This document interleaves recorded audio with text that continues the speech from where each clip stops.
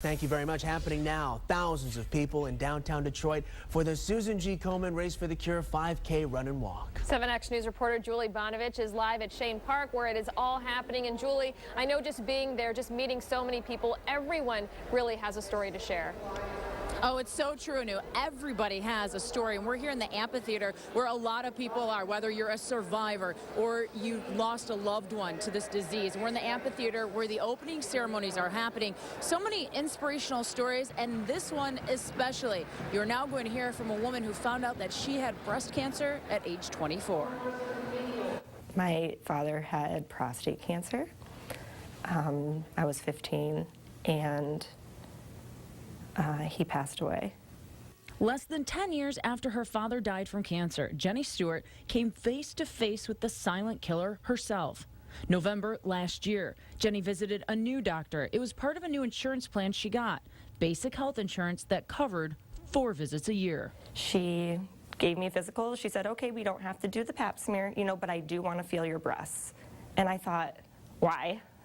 After all, there was never a history of breast cancer in her family. I then thought, well, my mother has had lumps removed her whole life, none of which have been cancer. And I'm very much like my mother. And I remember her whole life, she's always said to me, we're lumpy people, and just kind of made jokes out of it. This time, it would prove to be no laughing matter. A biopsy was done, then the news. I was about to go out to dinner with Jason, and it was like 7:30 at night, and I was putting makeup on, and I put my phone on my desk, and I put it on speaker, and I saw that it was my doctor, and I was like, oh, she's calling to tell me that, it's all good. But it was far from good.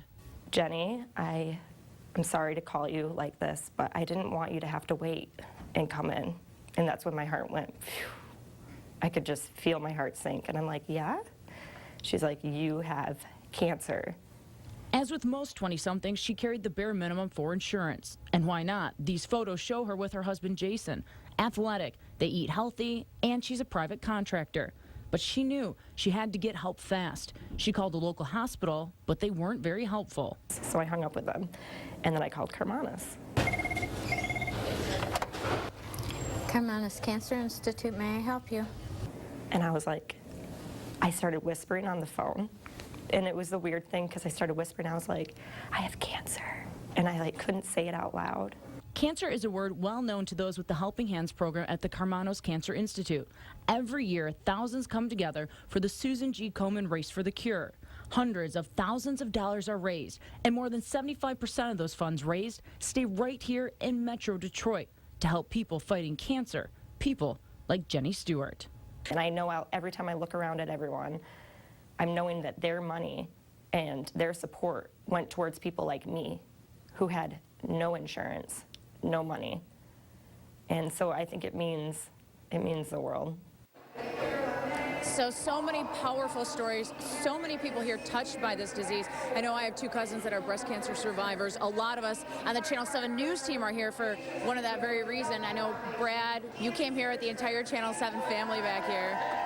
We do things all year round to raise money for breast cancer awareness and for research, and you yourself have a personal touch to this. You're personally tied. Tell us about that. My aunt passed away a couple years ago from breast cancer, so everyone's affected by it. I think waking up at 6:30, it makes it worth it. On a morning like this, you can feel the energy.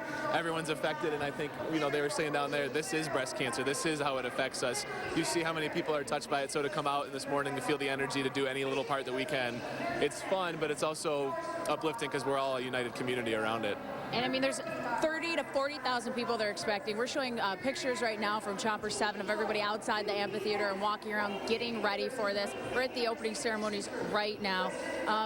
How important is it for research and to end this disease? Well, I think you can just see how important it is when you see the people that are here with the pink tutus, the pink wigs, and we have our own edition of the Buzzin' Buddies shirt. You have the pink shirt going. I think it's just kind of ingrained within our nature to try to help and do whatever we can. It's awesome to be out here with everybody. And Julie waking up early and hanging out. We woke up early for this, and so did everybody else. So I knew, Andy, back to you.